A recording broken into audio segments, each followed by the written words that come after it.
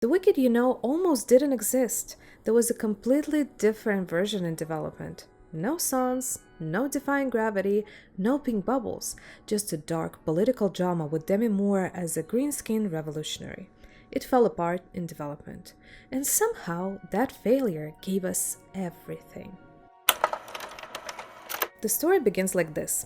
Gregory Maguire read the book, The Wizard of Oz, and decided to write a fanfic about two very friendly witches who were separated by deceit and evil fate. Let's put it that way. Stephen Schwartz first came across Gregory Maguire's Wicked, The Life and Times of the Wicked Witch of the West in 1995, almost by accident, while on vacation. He immediately sensed that the story held something bigger, something theatrical. There was just one problem. The rights had already been sold to Universal Pictures, which planned to turn the novel into a live-action film. That didn't stop Schwartz. In 1998, he convinced Maguire to release the stage rights and made what he later described as an impassioned plea to Universal producer Mark Platt. Eventually, Platt agreed to support Schwartz's vision, joining the project as a producer alongside Universal and David Stone. That moment quietly set the foundation for what would become one of the Broadway's most influential musicals. Set in the land of Oz before and after Dorothy's arrival from Kansas, Wicked shifts the familiar story by focusing on the relationship between Elphaba Thropp and Galinda Applant, the future Wicked Witch of the West, and Glinda the Good. At its core, the musical isn't about heroes and villains, but about perspective. Their friendship is tested by opposing worldviews, a shared love interest, and their responses to the wizard's increasingly corrupt rule, ultimately leading to Elphaba's tragic fall. The story follows Elphaba, misunderstood, sharp, and marked from birth by her green skin, alongside Galinda, who is beautiful, popular, and effortlessly adored. Structured around the places Elphaba lives throughout her life, the novel reworks characters and events from The Wonderful Wizard of Oz and its 1939 film adaptation. The novel addresses some serious and dark adult themes, including sexual assault, political unrest, infidelity, racism, and the role of religion in society. It prompts the reader to think about what it really is to be wicked, and whether good intentions with bad results are the same as bad intentions with bad results. Adapting the complexity for the stage was no small task. Schwartz spent a year shaping the outline, deliberately choosing not to create a strict retelling of Maguire's novel. While the musical retains the idea of revisiting the Oz story from the villain's point of view, its narrative ultimately moves far beyond the book. The emotional center became the friendship between Elphaba and Galinda. How two women starting in the same place can be pushed towards completely different destinies. Visually and musically, Wicked was designed to feel rich and intentional. Costume designer Susan Helfrey developed a twisted Edwardian aesthetic, creating more than 200 costumes, while lighting designer Kenneth Posner used over 800 lights to give each of the show's 54 locations a distinct atmosphere. Schwartz's score is equally deliberate. Rather than isolated songs, the music relies on recurring leitmotifs that echo and transform throughout the show, sometimes with irony. Some of these motifs indicate irony. For example, when Galinda presents Elphaba with ghastly hat in Dancing Through Life, the score reprises a theme from What is the Feeling, a few scenes earlier. Wicked doesn't just retell a story we thought we knew, it reframes it, asking us to look again and maybe question why we were so certain in the first place. The successful launch of the 2003 Broadway musical Wicked was heavily dependent on the pivotal casting of its two leading roles, Elphaba and Galinda, with the creative team seeking performers who could meet the exceptional demands of composer Stephen Schwartz's score and Winnie Holzman's book. The most critical decision involved selecting the actress for Elphaba, the future Wicked Witch of the West. This role required a powerhouse vocalist with the unique raw timbre and the dramatic weight necessary to portray the character's transformation from an idealistic outcast to a tragic figure of defiance. After an intense process, Idina Menzel was selected to originate the role. Her established reputation from the musical Rent and her distinctive, powerful belt proved ideally suited to the demanding songs, particularly Defying Gravity. Simultaneously, the role of Glinda the Good Witch required an actress who possessed a crystalline soprano voice, impeccable comedic timing, and an inherent charisma that could evolve from superficiality to genuine warmth. Kristin Chenoweth was the definitive choice and was cast to originate the role. While she was considered for Elphaba early in the process, the characteristics of her voice, a signature light coloratura soprano, that's the type of female voice that is really high and light with agile runs, leaps, and thrills. And her bright, effervescent stage persona were deemed a perfect match for Glinda's journey and her signature song, Popular. Chenoweth had the unique distinction of having been involved with the material in its developmental stages. Other key roles were filled with seasoned talent to support the complex narrative. The influential and ambiguous role of the wizard was filled by Broadway legend Joel Grey, whose casting added significant gravitas and star power to the production. The romantic lead Fiyero was originated by Norbert Leo Butz, who has been integral to the role's definition during the developmental workshops leading up to the Broadway premiere. The coming together of these key creative forces played a crucial role in turning Wicked into the long-running cultural phenomenon it became. So, the story is written, the play is intact, the cast is ready, and the great and powerful history of Wicked on Broadway begins. The musical first previewed on October 8 ahead of its official opening on October 30, following an out-of-town tryout earlier that year at San Francisco's Curran Theater. The timing couldn't have been better. Despite receiving mixed critical reviews, Wicked quickly proved its staying power, winning 3 Tony Awards and 7 Drama Desk Awards. Its original cast album went on to receive a Grammy Award, signaling that the show had already made a cultural impact far beyond first impressions. The following year marked a major milestone for the production. On June 6, 2004, at Radio City Music Hall, Idina Menzel won the Tony Award for Best Leading Actress in a Musical for originating the role of Elphaba. Thank you. I am so proud to be in a musical that celebrates women, that celebrates their strengths and their differences, and to be in the company of these women this evening is just a dream for me. Thank you so much. Out of 10 Tony nominations, including Best Musical, Best Original Score by Stephen Schwartz, and Best Book of a Musical by Winnie Holzman, the show also won for its elaborate sets and costumes. By March 23, 2006, Wicked reached its 1000th Broadway performance, a major achievement by any standard. At that point, the production was led by Eden Espinosa as Elphaba and Megan Hilty as Glinda. Later that same year, the spell crossed the Atlantic. On September 7, 2006, Wicked premiered on London's West End at the Apollo Victoria Theatre, with Idina Menzel reprising her role alongside Helen Dellimore as Glinda. The London production proved just as enduring and is still running at the same theatre today. In 2007, Wicked expanded even further with its first non-English production. On June 17, the musical opened in Tokyo for a 27-month run. Since then, it has been translated into multiple languages, including German, Dutch, Spanish, Korean, and Portuguese, reinforcing its global reach. A film adaptation was officially announced in 2012, though it would take nearly a decade for the project to fully come together. After a long development process and COVID-related delays, casting was finished in 2021. Cynthia, Erivo, Ariana, Grande were announced as Elphaba and Glinda, with Jonathan Bailey, Ethan Slater, Jeff Goldblum, and Michelle Yeoh joining in supporting roles. I understood after the first movie why everyone was so hyped about him getting the Sexiest Man Alive title. I get it now, I do.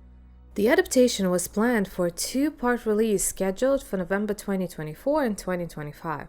Back on Broadway, Wicked celebrated its 10th anniversary on October 30, 2013. Cast members and creatives reflected on the show's legacy. Stephen Schwartz remarked on how meaningful it was that Wicked had mattered to so many people and changed some of their lives for the better.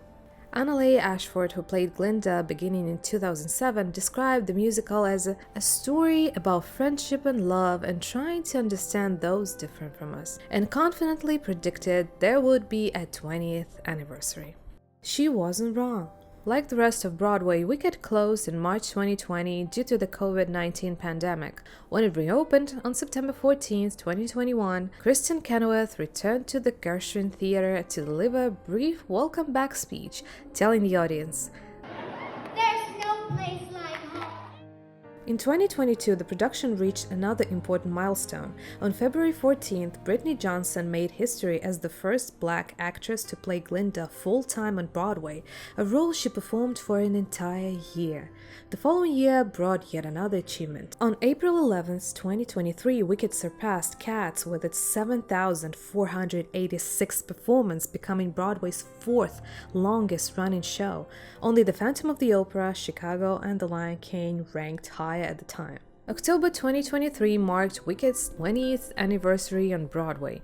Even without winning Best Musical back in 2004, the show had defied expectations and cemented its place in Broadway history, joining a very small group of productions to reach the 20-year milestone. In November 2024, the first part of the film adaptation was released. It also featured extended cameos by Idina Menzel and Kristin Chenoweth and went on to receive numerous accolades, including a nomination for the Academy Award for the Best Picture. By the final week of 2024, the Broadway production became the first show in history to earn over $5 million in a single week. Wicked had already surpassed $1 billion in total Broadway revenue back in 2016 and overtook The Phantom of the Opera in 2017 to become Broadway's second highest grossing musical, trailing only The Lion King. The film also paid tribute to the stage legacy with multiple cameos during the One Short Day sequence. Menzel and Chenoweth appeared as leading members of the Emerald City Players, while former Fiyero replacement Michael McCory Rose narrated Wizomania. Winnie Holtzman made a cameo exclaiming, "He can read it! He must be a wizard!" And Stephen Schwartz appeared as an Emerald City guard announcing, "The wizard will see you now." Adam James and Alice Fearn briefly portrayed Galinda's parents, nicknamed Popsicle and Mumsy, while Sean Prendergast and Sharita Strollan appeared as the Shiz president and librarian. From a risky Broadway debut to a global phenomenon spanning decades, languages, and mediums, Wicked had done exactly what it promised from the start: defied gravity. There were a few attempts to bring Wicked to the screen before the Broadway musical took off in 2003.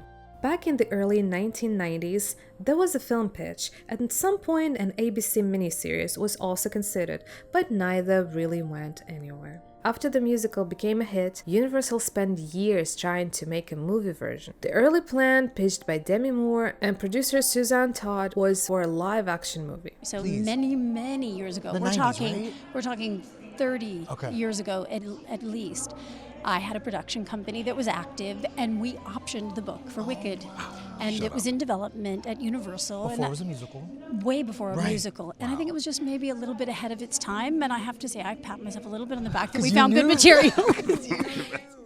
Actresses like Whoopi Goldberg and Demi Moore themselves were reportedly considered for the role of Elphaba. In the mid-1990s, the vision for the film was quite different from today's musical adaptation. The idea was to make a straight, non-musical drama focusing on Elphaba as a political activist and warrior, exploring themes of authoritarianism and corruption, the very heart of the novel. Universal held the rights, and producer Mark Platt, who is also involved with the current musical films, was part of the project from the start. Demi Moore's production company, Moving Pictures, initially auctioned the rights, and Moore herself expressed interest in starring as Elphaba. Other actresses considered for various roles included Whoopi Goldberg, Claire Danes, Salma Hayek, and Laurie Metcalf, while the role of Glinda was on the wish list for Michelle Pfeiffer, Emma Thompson, and Nicole Kidman.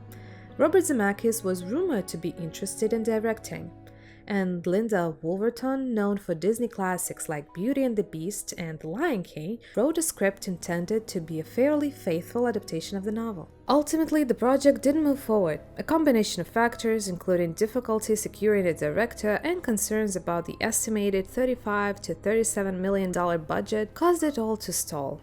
Afterward, composer Stephen Schwartz persuaded Mark Platt to adapt the story for the stage instead, leading to the blockbuster Broadway musical that eventually paved the way for the current film adaptation of the musical version.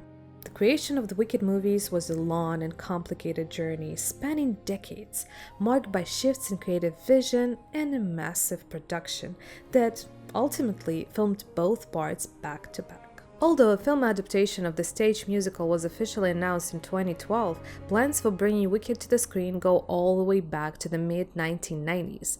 Over the years, the project faced a string of delays. Production schedules clashed. The release of Cats in 2019 pushed its initial timeline. The COVID-19 pandemic interrupted filming plans, and director Stephen Daldry eventually left the project in 2020. Momentum returned in February 2021. With the new cast and the new director. Principal photography for both films began in December 2022 in England. Just in case you didn't know, principal photography is the time when the filming is about to start. Everyone is on set, camera is about to roll. They also do the principal photography in post-production. It's the way to document things thoroughly on set. Splitting the story into two movies was not a decision made lightly.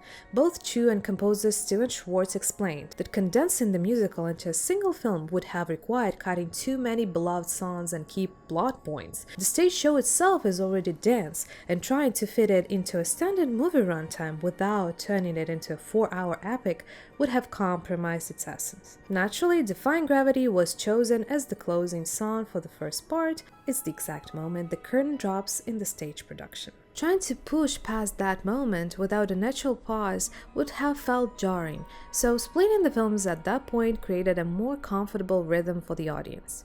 In the end, the two-part structure gave the filmmakers the room they needed to honor both the story and the music, while also expanding the universe of Oz in ways that the stage show could only hint at.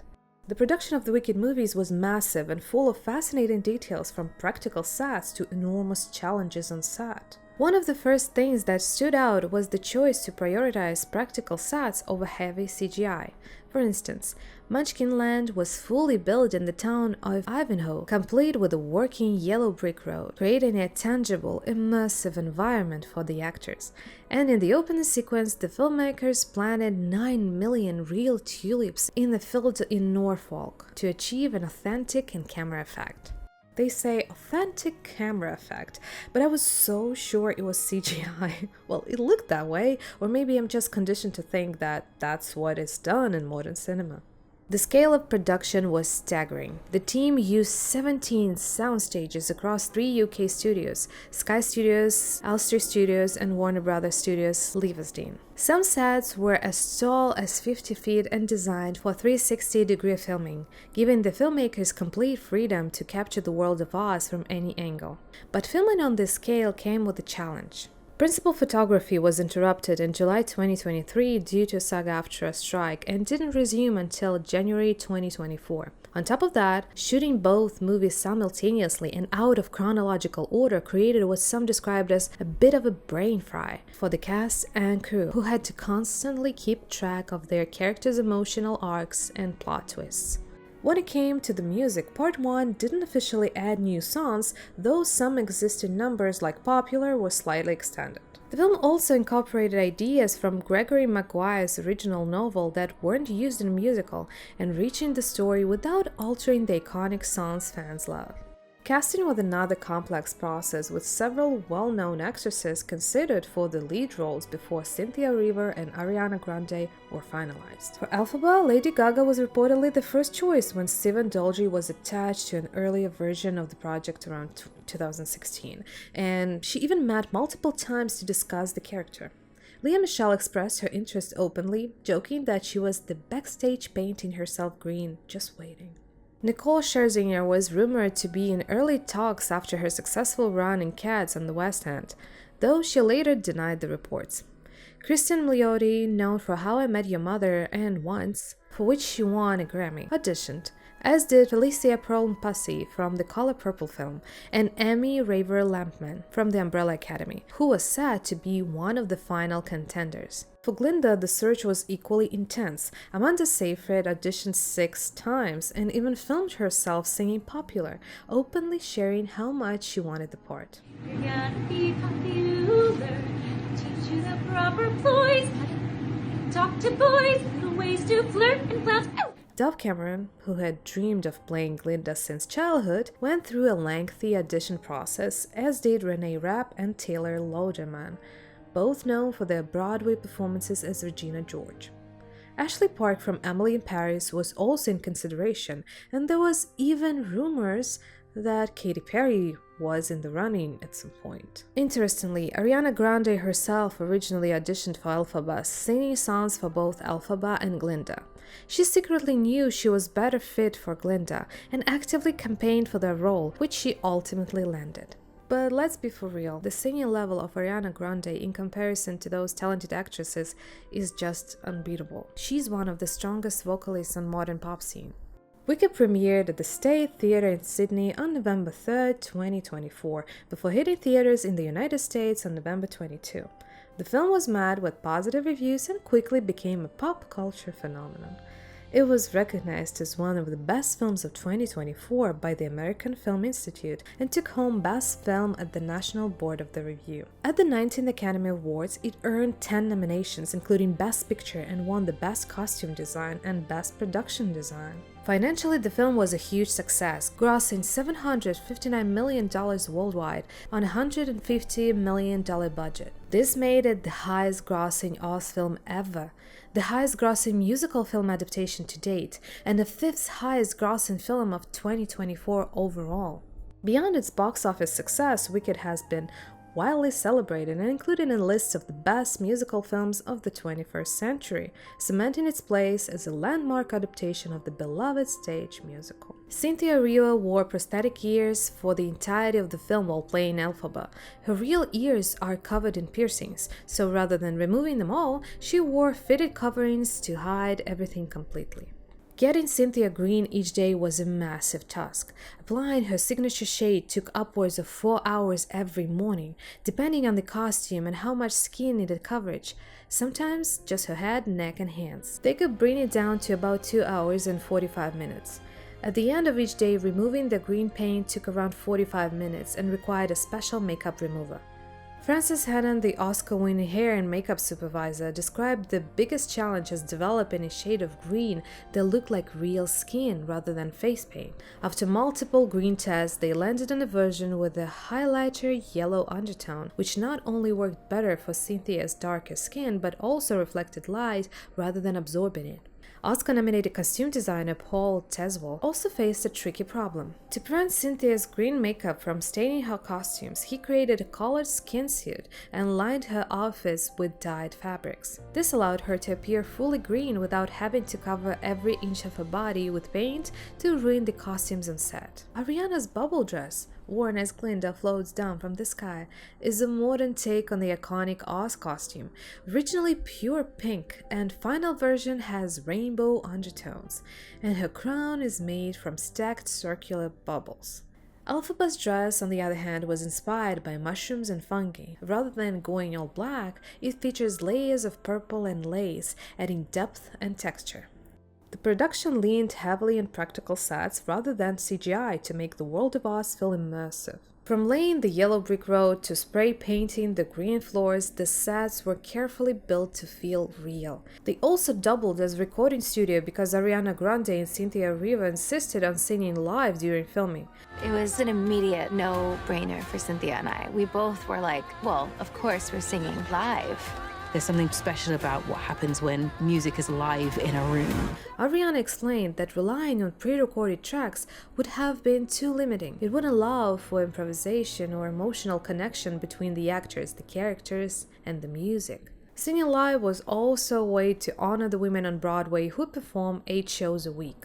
Cynthia did her own stunts, which is especially impressive considering she was literally flying through the air in a corset and harness while singing, requiring her to adjust the way she breathed to maintain her vocals. Even the train that transports Elphaba and Glinda to the Emerald City is real. It was custom built for the film, weighed 16 tons, and took 2 days to move. A small fun detail. The horse that Jonathan Bailey rides in Wicked is the exact same horse he rode in Bridgerton. Jonathan specifically requested him, and his name is Jack. Now, if you're interested in this, how did Wicked avoid any copyright issues being allegedly a fan fiction of Wizard of Oz? It's such a personal matter because you can get copyright claim on 4 to 8 second part of the trailer from the movie that you make review of. So I need to know why and how they avoided it. It's interesting to look at how Wicked managed to navigate copyright so smoothly, especially given how clearly it's inspired by the wonderful Wizard of Oz. Unlike some works that run into constant legal battles, Wicked has avoided major copyright disputes, and the reasons are pretty straightforward. First, L. Frank Baum's original 1900 novel is in the public domain. That means the story, the core characters, Dorothy and the wizard, the Wicked Witch of the West, and setting of Oz can be used freely by anyone. Maguire's Wicked is a revisionist take, reimagining those characters and their world, which gives it a new creative identity. The main potential copyright issues come from the 1939 film adaptation, which is still protected by Warner Brothers and Amazon. That movie introduced elements like the ruby slippers, the Wicked Witch specific shade of green, and the iconic line, "I'll get you, my pretty." To avoid infringing on these, Maguire and later the musical and film adaptation made deliberate choices. Dorothy's slippers in Wicked are silver, not ruby, and Elphaba's green skin, her name, and backstory are all original enough to create a new work. Even in the movie, the costume and makeup choices were distinct enough from the 1939 film's design to stay in the clear. Essentially, Wicked walks a careful line. It builds on a public domain foundation of Baum's original book while adding enough original creative material, new characters like Fiyero, unique storylines, and fresh themes to be protected as its own copyrighted work. Officially published and commercialized works like this are considered legitimate intellectual property, not fan fiction in the usual non-commercial sense. This brings up an interesting point. If you, say, wanted to write your own fanfic about Elphaba, Glinda, and the Lion, could you get a copyright claim? The answer depends on commercial intent. The characters from Baum's original book are free to use, but the specific versions created in Wicked, Elphaba with her green skin, unique name, family, history at Shiz, and relationship with Fiyero, or Glinda Upland with her bubble, travel, and personality, are protected. That means you can create your own green-skinned witch or bubbly good witch with entirely new names and backstories. But publishing or selling a story that mirrors Wicked's characters could land you in legal trouble. Non-commercial fanfiction is generally tolerated. Posting stories for free on sites is almost always safe. IP owners know pursuing legal action isn't worth the cost, and in some way, fanfiction serves as free publicity that keeps the fandom engaged.